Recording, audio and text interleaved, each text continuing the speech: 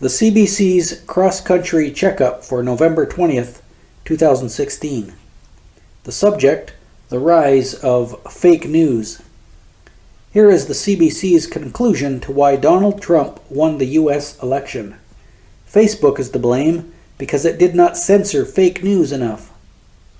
The CBC wants fake news to be stamped out. What the CBC calls fake news, of course, is just news that it doesn't like.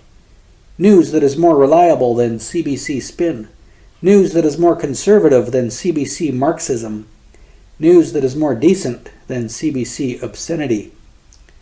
The hidden reason for this episode was to gauge how much trust the CBC lost by its whitewash of Hillary Clinton and its slanderous treatment of Donald Trump.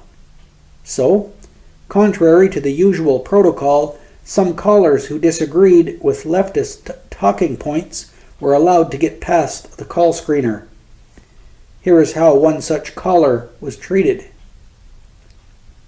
As he was informing the host that the CBC has refused to cover the WikiLeaks revelations about Hillary Clinton's corruption, the host hung up on him in mid-sentence. Then, when a caller compared Trump to Hitler, the host asked him to elaborate. The only hope that the CBC has of winning an argument is to disallow dissenting opinions. The CBC did not have a lot of credibility to lose, but it continues down its incredible path anyway, progressively plodding toward utter irresponsibility and irrelevancy. The CBC is not a proper Canadian broadcasting corporation because it does not tolerate the Canadian values of tolerance and free speech. Instead of our Canadian Broadcasting Corporation, we should call the CBC the Canadian Brainwashing Conduit or the Communist Broadcasting Channel. I don't want to give the impression that the CBC is not sometimes entertaining. It occasionally is. The best part of this cross-country checkup episode was when the 11-year-old boy called in to tell Canadians why global warming is a hoax.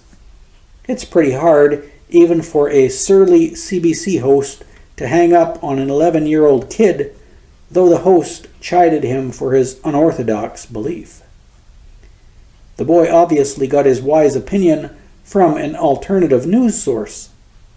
Personnel at the CBC would like to stamp that news source out, whatever it is.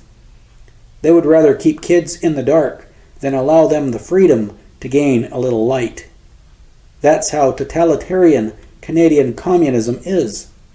It's just like every other form of communism. Its goal is to control every aspect of an individual's life. Its techniques are brainwashing, censorship, and coercion.